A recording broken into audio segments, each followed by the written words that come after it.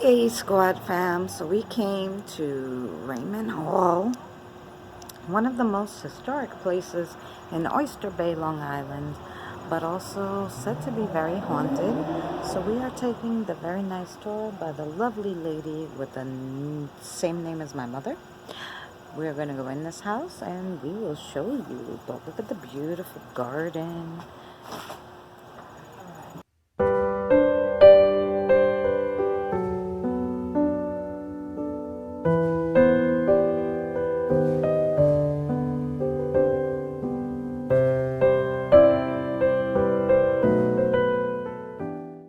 Now, Samuel Townsend is the dad of the family. He's not only the dad of the family, he is a very, very, very politically involved and vocal loyalist. He is the sea captain. He's in the import-export business.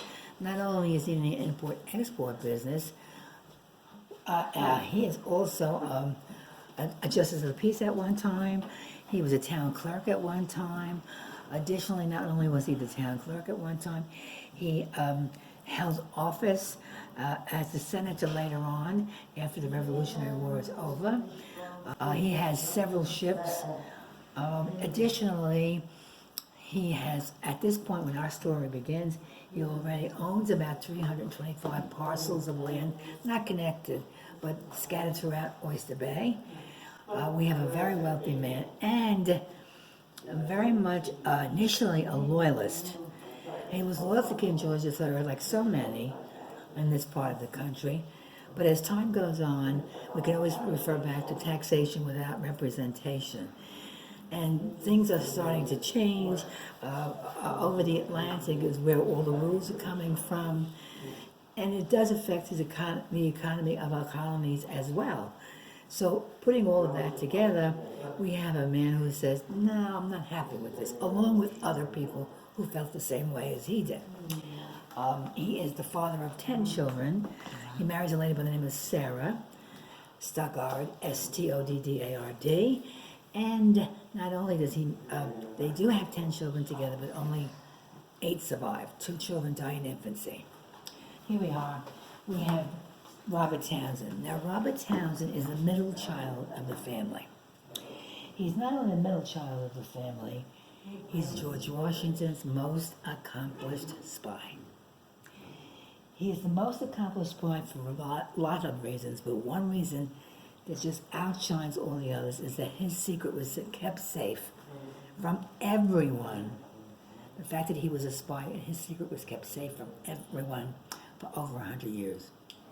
By the time our story begins, he is already emancipated and he is living in Manhattan. He has a store in Manhattan and he deals in imports and exports like his father before him, but he's on the other end of it. He is in the middle of Manhattan. Very important for the rest of our story.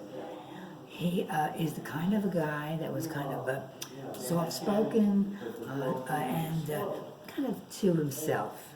Now, if we move on just a little bit, we must keep in mind he's the middle child of the family. Move on a little bit, and we have Simcoe. The guy that everybody on that program that I was alluding to called Turn, he is portrayed as an absolute monster. Not true. Not true at all. Oh, by the way, this portrait that you see here of Robert Townsend is not Robert Townsend because we don't know what he looked like. We have a pencil drawing that I will show you next door, but we don't know what he looked like. This portrait was someone's idea of what he might have looked like. They didn't ask me about it. Now, Simcoe, and we portray him as, we call him the enemy. Well, of course he was the enemy.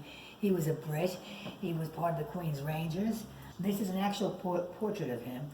He is the second born of a very wealthy family. You notice that he's wearing a green uniform in lieu of a red uniform. The early camouflage, because now he's in the woods, he's green, he's easy not to see him. Instead of a red uniform, like say, hello, here I am kind of thing. He is a poet. He is a playwright, he's an artist, and very well educated. is very interesting because Simcoe, after the war is over, he is outspoken with regard to slavery, enslavement. He's outspoken, and he's an early abolitionist. He was very different in a lot of ways than the people that stayed here, the other people that stayed in our house next door. He was very respectful of the family. He was kind of a gentleman, and I say gentleman because that's exactly what he was. If the law was such, he didn't digress in any way, shape, or form. He went with the law, and that was the way it was with him. However, he additionally was very respectful of the family, and if he ever had to take anything from Samuel Townsend's store, he always paid for it. Unlike so many men from the Queen's Rangers and all the other British that stayed here were very disrespectful of our home and oftentimes of the family. That was not the case with Simcoe, so much so, we know that he wrote a poem, Valentine poem, to Sally, and it's the first published Valentine poem in the States. If you have difficulty standing after a while, we have chairs throughout the place. Now Liz, now this is an interesting person, an interesting character in our story. What's interesting about Liz in our story is that she is an enslaved person. We do not know what she looked like. Liz, this is just a portrait of someone's idea of what she might have looked like. She suffers all of the injustices that are part of a woman's life with her circumstances in life. So now we know about her, but we also know that Liz leaves Oyster Bay, escapes from Oyster Bay with Simcoe when he leaves Oyster Bay. She goes with him under the assumption or the promise of her freedom. And they go to Manhattan. And in Manhattan, she becomes enslaved to probably an officer. We think she's enslaved there about 2 years.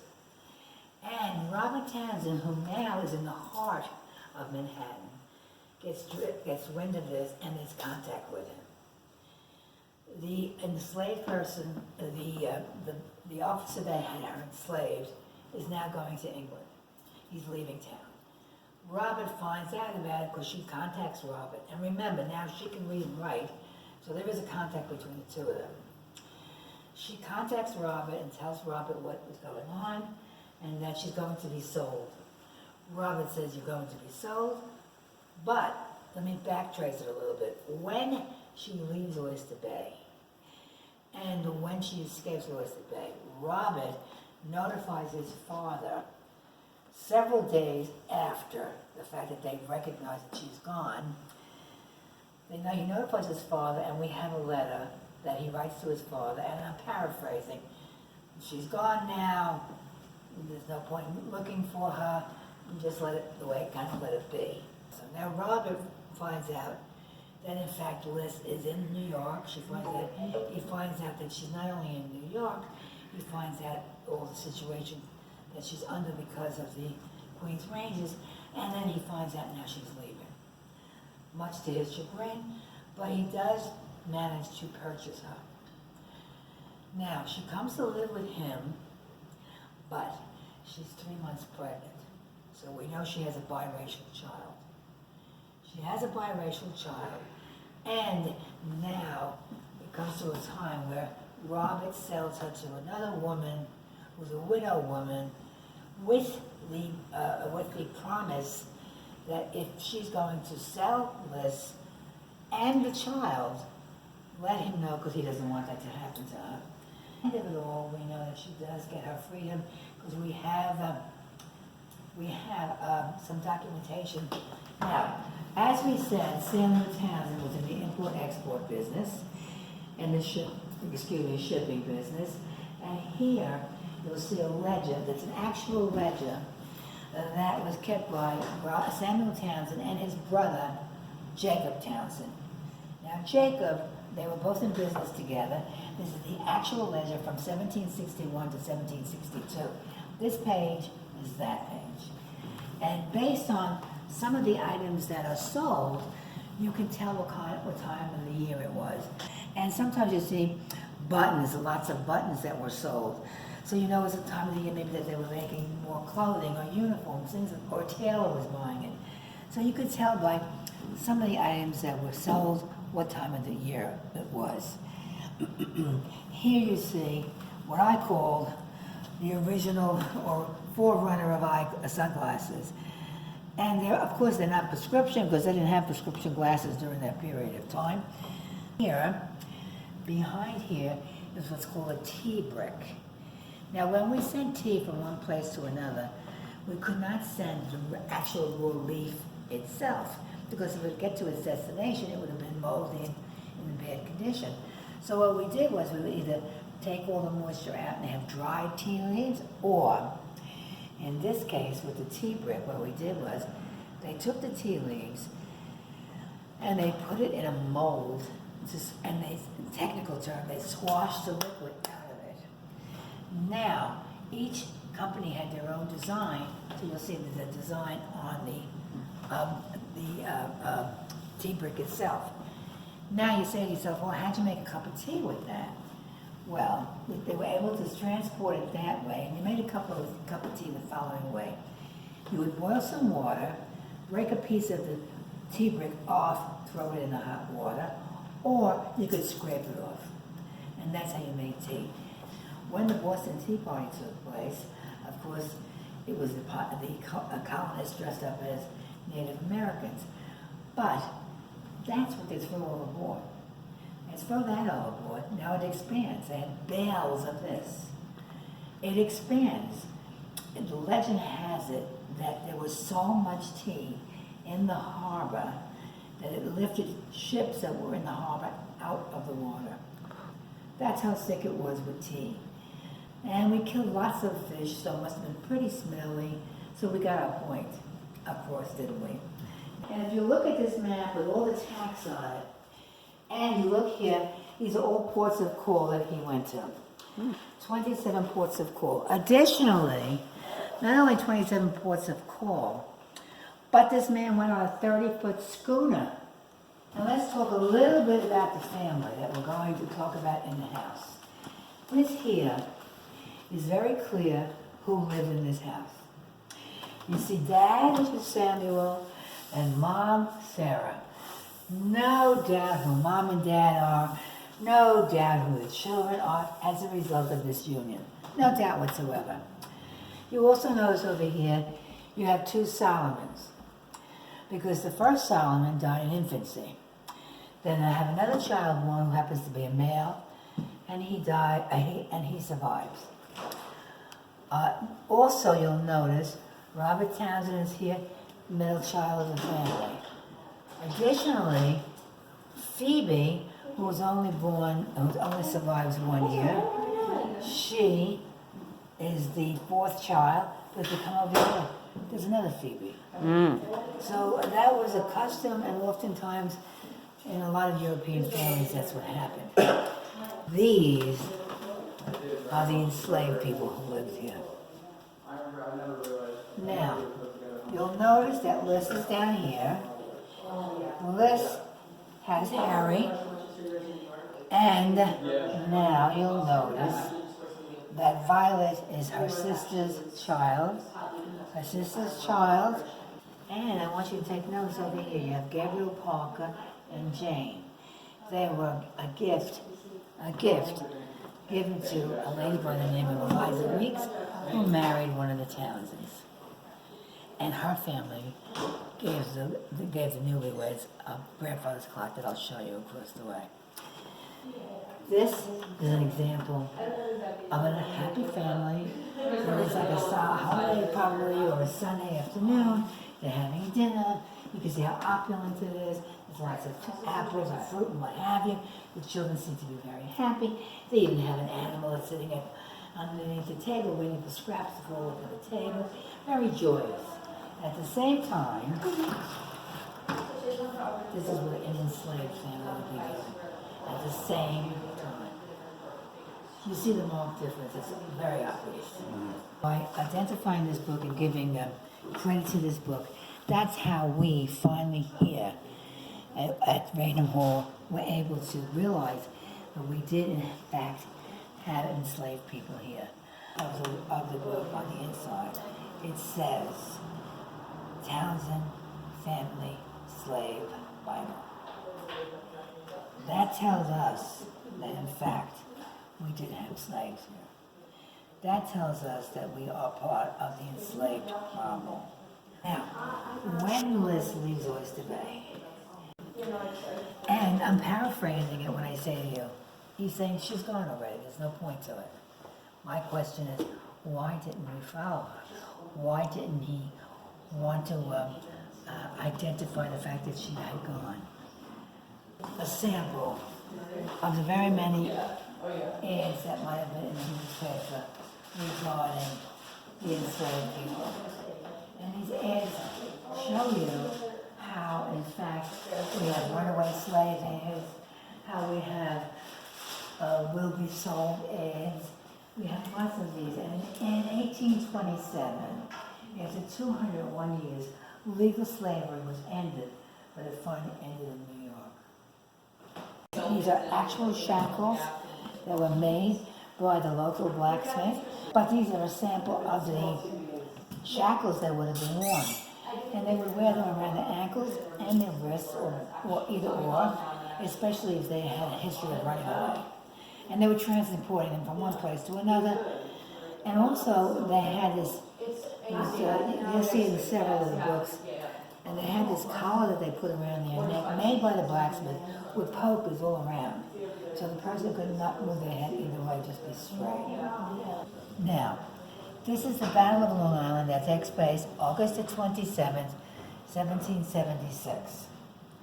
It takes place August the 27th, 1776, and it's Long Island, which is encompassing Brooklyn. Now, you'll notice how organized the Brits are. You'll notice that they even had some Hessian soldiers with them that were paid soldiers. And you notice us little guys over here. Well, we were creamed. We were terribly creamed. We were terribly beaten. And we lost lots and lots of men. Now, the battle lasted approximately 3 days. But at the end of each battle day, they would stop the war. They wouldn't fight with each other at dark because you couldn't see anyway, and the ammunitions that they used were very poor as far as being able to hit your target. So you're not going to waste your ammunition on that. That being said, you stopped when it was at night. They even had times where they would stop and have a weekend party, and they'd go to a party and stop the war. At that point, it was crazy.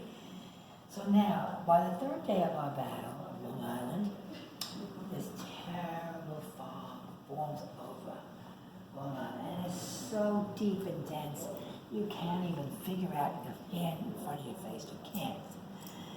So, at that point, George Washington escorts all of his men off of that part of Long Island, and we skedaddle, and we're upstate, and we're gone. And the British wake up the next morning, we're not there. So at least whomever survived the battles were able to leave in one piece, so to speak. It's the third or fourth day, no, the third or fourth week after the battle ends, and it is occupied. We are occupied by the British. And our Samuel Townsend is going to be arrested. He's been very vocal all these years, so it's going to bite him unpleasantly at this particular time. Samuel Townsend is about to be arrested and is being escorted out of town. Buchanan says to the guy, "Stop. I will, in fact, pay a ransom for him. What will you take?" Well, they had this exorbitant amount of money. Not only that, they say, "Okay, we'll do it," and it's equivalent to $30,000 today. He does do it, he does get his freedom, but there's always some kind of a catch, and the catch was, you need to take an oath of allegiance to King George III. Does he do it? Of course. Does he mean it? Absolutely not. It was a little loud here, guys, but I just wanted to thank you for staying with us this long. The history of this place is fabulous. This week was the museum part. Next week, we're going to go into the house, which was gorgeous, so please join us for that. Freedom. I want you to look at this, which is a cannonball and a musket ball. This is an original Queen's Rangers button that we found here, and this is a replica. This here is a magnificent piece of artwork. It is so detailed, and it's on bone, and it's a watercolor with a varnish over it. Do you look at the detail? Look at the cravat, look at the tie, look at the eyelashes. Yeah. This guy was fantastic. Now this here is a copy of the poem that I alluded to, a Valentine poem, and the copy is upstairs. We have another copy upstairs. Now here, this letter is a letter that was dictated by George Washington to Alexander Hamilton. So this letter was written by Alexander Hamilton. It's original and it's absolutely magnificent. This here is a sample of a counterfeit dollar that was intercepted by our Robert Townsend when he posed as a Brit, and he intercepted this money so our economy did not get destroyed. This diorama, this is the fort, excuse me, I told you it was across the way. Right. And this is the diorama of what it looked like when Simcoe was leaving town, and it was May 18th, 1779. I want to show you the house, what it looks like. Let's go around the other side.